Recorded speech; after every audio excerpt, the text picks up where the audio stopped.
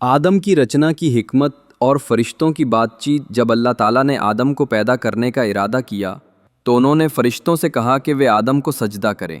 یہ حکم ان کی رائے پوچھنے یا صلاح لینے کے لیے نہیں تھا، بلکہ اللہ اپنے علم اور حکمت سے سب جانتا ہے۔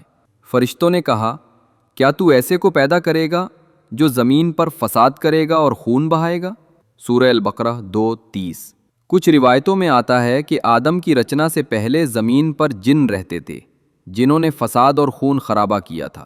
تب اللہ نے فرشتوں کی ایک سینا بھیجی جس نے انہیں سمندروں کی گہرائیوں میں دھکیل دیا۔ امام علی جعفر الباقر سے روایت ہے کہ فرشتوں کو یہ معلوم تھا کہ انسان زمین پر گناہ اور خون خرابہ کرے گا، اس لیے انہوں نے وہ سوال کیا۔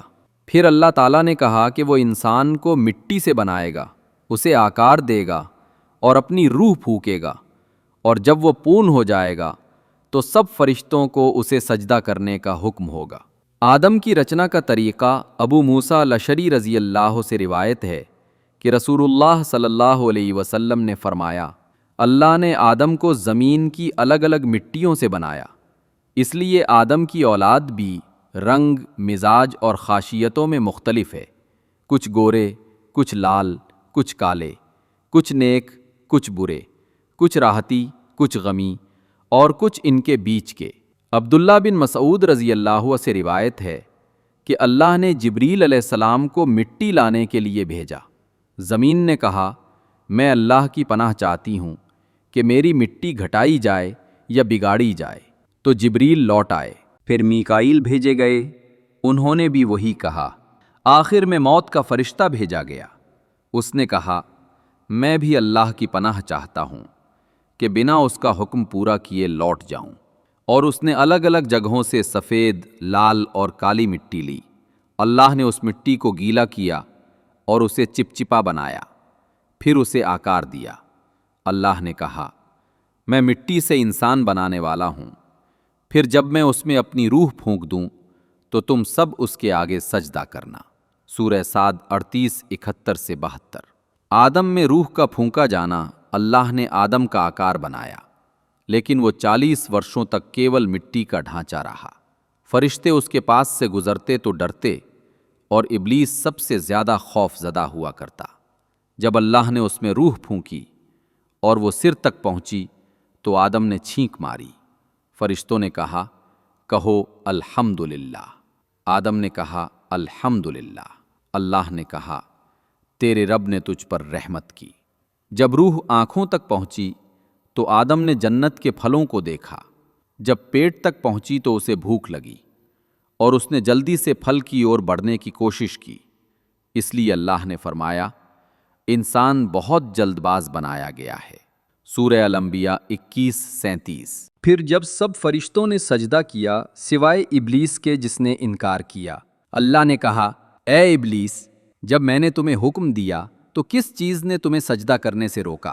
ابلیس نے کہا، میں اس سے بہتر ہوں، تو نے مجھے آگ سے پیدا کیا ہے اور اسے مٹی سے۔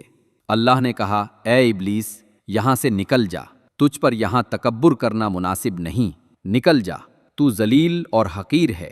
ابلیس نے کہا، مجھے اس دن تک مہلت دے جب تک لوگ زندہ کیے جائیں گے۔ اللہ نے کہا، تجھے مہلت دی گئی۔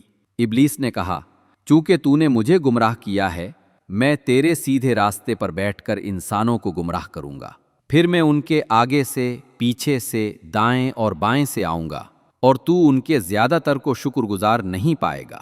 اللہ نے کہا، یہاں سے نکل جا، تو حقیر اور ذلیل ہے، جو بھی تیری راہ چلے گا میں تم سب کو جہنم میں بھر دوں گا۔ اللہ تعالیٰ نے ابلیس کے انکار کی کہانی بیان کی۔ اے محمد صلی اللہ علیہ وآلہ وسلم، یاد کرو جب تمہارے رب نے فرشتوں سے کہا، میں ایک انسان الآدم کو گیلی مٹی سے، کالی چکنی مٹی سے پیدا کرنے والا ہوں۔ جب میں اسے پوری طرح بنا لوں اور اس میں اپنی روح پھونک دوں تو تم سب اس کے آگے سجدہ میں گر پڑو۔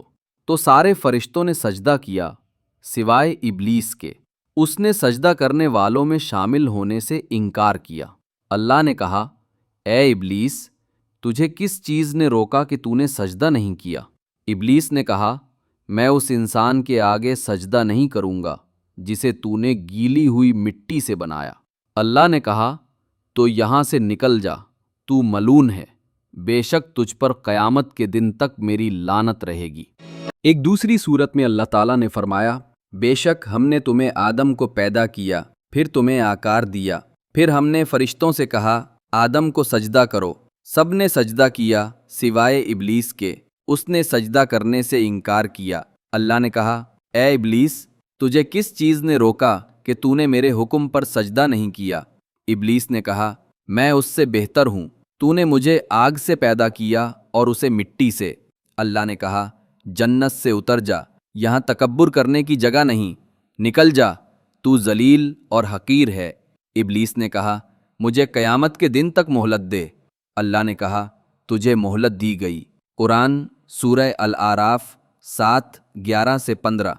अबू हुरैरा रज़ी अल्लाह अन्हु से रिवायत है कि नबी सल्लल्लाहु अलैहि वसल्लम ने फरमाया, अल्लाह ने आदम को मिट्टी से बनाया, उसे कुछ समय तक छोड़ दिया जब तक वो चिपचिपी कीचड़ न बन गई, फिर उसे आकार दिया और जब उसमें रूह फूकी तो सबसे पहले रूह उसकी आँख में गई, फिर नाक में, फिर उसने छींक मारी और अल्लाह ने कहा, तेरा रब तुझ पर रहमत करे ए आदम।